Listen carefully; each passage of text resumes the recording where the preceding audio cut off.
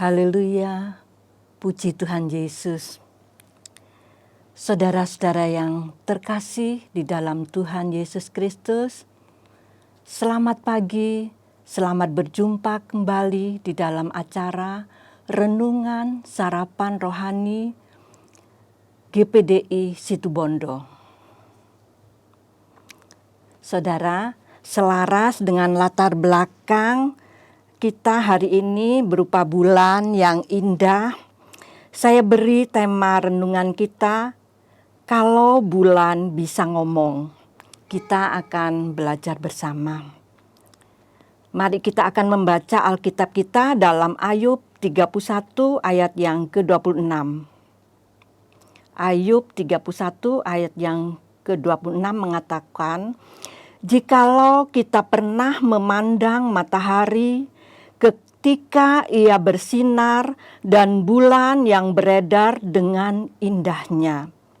Dikatakan di sini matahari bersinar dan bulan beredar dengan indahnya. Bulan beredar mengelilingi bumi dengan indahnya. Apakah dikatakan bahwa bulan itu bersinar? Tidak. Tetapi ia indah karena ia memantulkan cahaya matahari sambil mengelilingi bumi, sehingga manusia yang ada di bumi ini dapat melihat keindahannya. Padahal sebenarnya hanya sebuah benda yang gelap, mataharilah yang membuatnya menjadi indah. Kalau bulan bisa ngomong, dia akan mengatakan bahwa aku tidak indah, tetapi mataharilah yang membuat aku indah. Matahari ibarat dari Tuhan yang memberi sinar kasih-Nya kepada semua manusia di dunia dan memberi kehidupan kepada semua makhluk, baik mereka yang baik ataupun mereka yang jahat.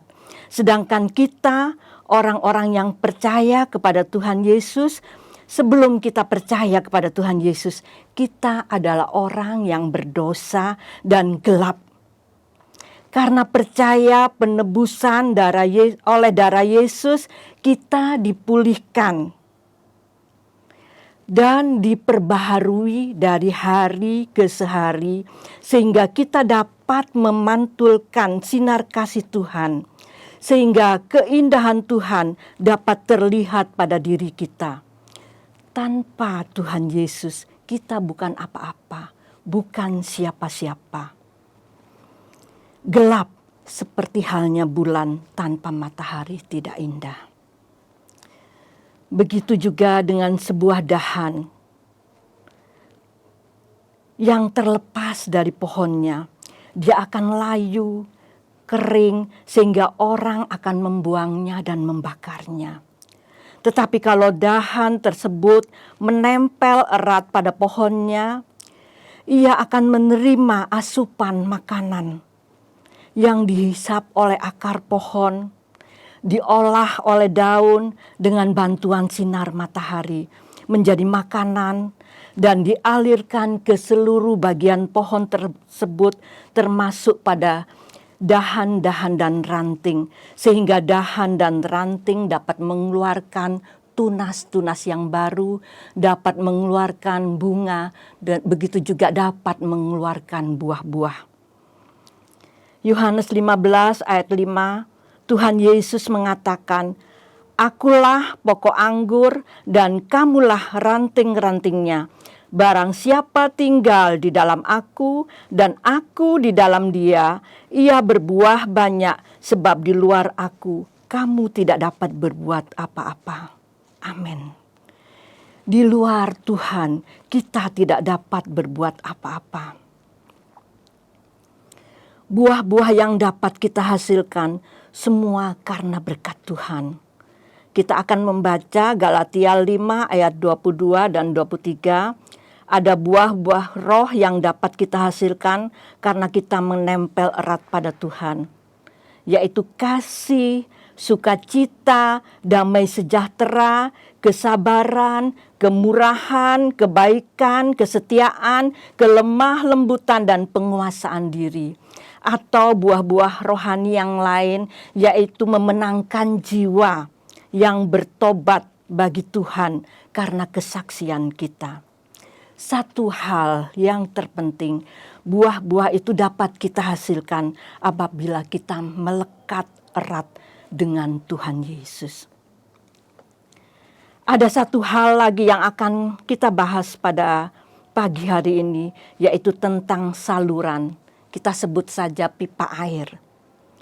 Tanpa ada sumbernya, tanpa ada yang menggerakkan yang berupa keran, air tidak dapat sampai pada tempat yang dituju. Saudara, saya teringat akan percakapan Tuhan Yesus dengan seorang perempuan Samaria. Ketika itu Tuhan Yesus sedang duduk di pinggir sebuah sumur, yaitu sumur Yakub, dan seorang perempuan Samaria sedang menimba air untuk dimasukkan di dalam sebuah tempayan. Tuhan Yesus berkata kepada perempuan Samaria itu, "Berilah aku minum." Tetapi apa jawaban dari perempuan Samaria itu? "Masakan engkau seorang Yahudi meminta air kepada orang Samaria?" Pada waktu itu, orang Yahudi tidak bergaul dengan orang Samaria. Setelah lama Tuhan Yesus bercakap-cakap dengan perempuan Samaria itu, perempuan itu tahu siapa yang ada di hadapannya.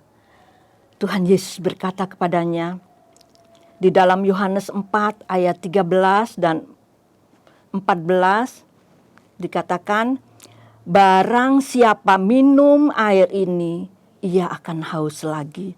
Tetapi barang siapa minum air yang akan kuberikan kepadanya, ia tidak akan haus lagi untuk selama-lamanya. Sebaliknya, air yang akan kuberikan kepadanya akan menjadi mata air di dalam dirinya, yang terus-menerus memancar sampai kepada hidup yang kekal." Perempuan Samaria tersebut menyadari bahwa yang ada di hadapannya adalah Mesias yang telah lama ditunggu-tunggu. Dia segera meninggalkan tempayannya dan bergegas pergi ke kota, memberitakan kabar kesukaan ini kepada banyak orang, bahwa Mesias yang mereka tunggu-tunggu telah datang ke sini. Dan orang banyak menjadi percaya serta mereka menemui Tuhan Yesus. Perempuan Samaria tersebut telah menjadi saluran berkat bagi banyak orang oleh kesaksiannya. Kita pun sebagai orang yang telah percaya kepada Tuhan Yesus, kita harus meneladani apa yang telah perempuan Samaria itu lakukan. Sehingga pipa air kita berfungsi sebagaimana mestinya. Sebab sudah ada sumber air hidup, yaitu Tuhan Yesus. Dan ada keran, yaitu peranan Roh Kudus di dalam kehidupan kita. Tinggal kita mau berserah akan pimpinan Tuhan dan pimpinan Roh Kudus agar hidup kita dapat berarti. Kalau hidup kita diberkati oleh Tuhan, kita dapat menyalurkannya dengan memberkati orang lain yang memerlukan uluran tangan kita. Kalau kita terpanggil untuk bersaksi, kita dapat melakukannya sesuai dengan pimpinan Roh Kudus. Apapun yang hendak kita lakukan, lakukanlah sesuai dengan penggerak kita, yaitu Roh Kudus. Sehingga hidup kita dapat berarti bagi kemuliaan Tuhan Yesus. Semua yang dapat kita lakukan itu karena Tuhan Yesus yang menjadi sumber air hidup dan Roh Kudus yang menggerakkan kita. Sehingga kita dapat menjadi saluran, kita dapat berbuah lebat, kita dapat memancarkan sinar kasih Tuhan. Sehingga dunia dapat melihat keindahan kita. Ingatlah, semua itu karena Tuhan. Jangan bermegah, tetapi kita bermegah karena Tuhan, sebab Tuhanlah sumber kehidupan kita. Seperti firman Tuhan yang disampaikan oleh Yeremia di dalam Yeremia 9 ayat 23 dan 24 dikatakan, beginilah firman Tuhan, janganlah orang bijaksana bermegah karena kebijaksanaannya. Janganlah orang kuat bermegah karena kekuatannya. Janganlah orang kaya bermegah karena kekayaannya. Tetapi siapa yang mau bermegah, baiklah ia bermegah karena yang berikut. Bahwa akulah Tuhan yang menunjukkan kasih setia, keadilan, dan kebenaran di bumi. Sungguh semuanya itu kusukai.